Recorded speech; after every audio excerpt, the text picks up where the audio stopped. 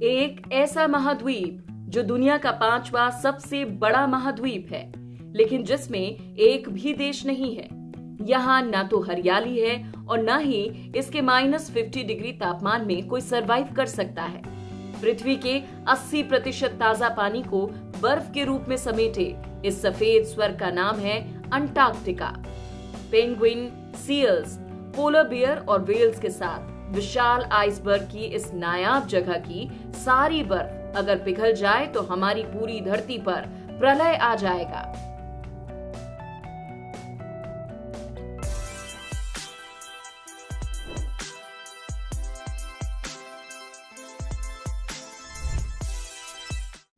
ये बर्फीला रेगिस्तान दक्षिण ध्रुव के पास प्रशांत महासागर से घिरा हुआ है, जो करीब 1 करोड़ 30 लाख स्क्वायर फीट में फैला है। अंटार्कटिका की भव्यता का अंदाजा आप इस बात से भी लगा सकते हैं कि ये आकार में ऑस्ट्रेलिया से लगभग 2 गुना बड़ा है। इस महाद्वीप का 98% हिस्सा 1.9 किलोमीटर यानी 6200 मीटर मोटी बर्फ से ढका हुआ है। पृथ्वी पर जितना भी बर्फ है उसका 90% हिस्सा सिर्फ 2 स्थानों पर मौजूद है, एक ग्रीनलैंड में और दूसरा अंटार्कटिका में। 7 महाद्वीपों में अगर सबसे ठंडा, सूखा और तेज हवाओं वाला कोई महाद्वीप है तो वो अंटार्कटिका ही है। अंटार्कटिका के आसपास बर्फ के जमने और पिघलने से उसके आकार में उतार चढ़ाव आते रहे हैं। ग्लोबल वार्मिंग से यहाँ के विशाल ग्लेशियर्स टूटकर समुद्र में गिर रहे हैं। इससे समुद्र का जल स्तर निरंतर बढ़ रहा है। अगर इस मोटी बर्फ में करोड़ों वर्षों से दबे बैक्टीरिया और वायरस बाहरी वातावरण में घुले तो इंसानों को भी खतरा हो सकता है। अंटार्कटिका पर मौजूद सारी बर्फ अगर पिघल जाए तो समुद्री जल स्तर 60 मीटर तक बढ़ सकता है। हाल ही में 4300 स्क्वायर किलोमीटर आकार का बर्फ का हिस्सा यहाँ से टूटकर अलग हुआ है, जो लॉस एंजलिस से भी बड़ा है। इसकी खोज तो 1485 से चल रही थी, लेकिन कोई भी खोजकर्ता वास्तविकता में यहाँ पहुंच नहीं पाया था। इतिहास में बहुत से सेलर्स ने ये क्लेम किया कि सबसे पहले वो अंटार्कटिका पर उतरे थे, लेकिन इनमें से अमेरिकन जहाज के इंग्लिश कप्तान जॉन डेविस को इसका क्रेडिट दिया जाता है। विलियम एस ब्रूस ने 1902 में ओमोंट हाउस नाम से एक मीट्रोलॉजिकल स्टेशन बनाया, जो आज भी यहाँ पर है।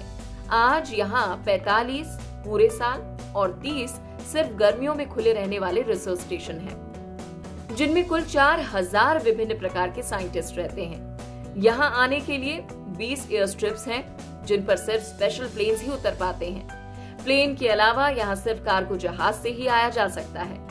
गर्मियों के अंत में आए लोगों को इन स्टेशन से वापस जाने के लिए मौसम के बदलने का इंतजार करना पड़ता है, क्योंकि खराब मौसम में कोई प्लेन इस जगह पहुंच ही नहीं पाता। बेहद साफ वातावरण और हवा के कारण अंटार्कटिका एस्ट्रोनॉमी और डीप स्पेस रिसर्च के लिए आदर्श जगह है।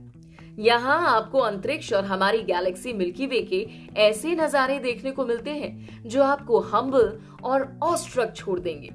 इन्हीं के साथ धरती के सबसे पुराने जीवन के फॉसिल इस बर्फ में करोड़ों सालों से प्रिजर्व हैं, जो जीवन की उत्पत्ति की अनसुलझी पहेलियों को सुलझा सकते हैं। भारत ने भी 1983 में अंटार्कटिका ट्रीटी साइन की और दक्षिण गंगोत्री नामक अपना पहला अंटार्कटिका रिसर्च बेस बनाया, जिसके बाद 1989 में मैत्री और 2012 में 134 कंटेनरों से बना भारतीय रिसर्च बेस बनाया। वातावरण, बायोलॉजिकल, धरती, केमिकल और मेडिकल साइंस के 40 साइंटिफिक एक्सपीडिशंस अंटार्कटिका में अब तक किए गए हैं। साथ ही National Institute of Ocean Technology ने सागर निधि नामक आइस ब्रेकर वेसल कमीशन किया है। ग्लोबल क्लाइमेट चेंज की स्टडी करते हुए अंटार्कटिक हैश और ओजोन कॉन्सेंट्रेशंस पर भारत ने काफी रिसर्च किया है, जो आज हमारे जीवन की गुणवत्ता को बेहतर समझा सकते हैं।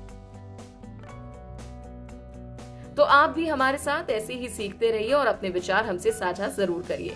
Good bye.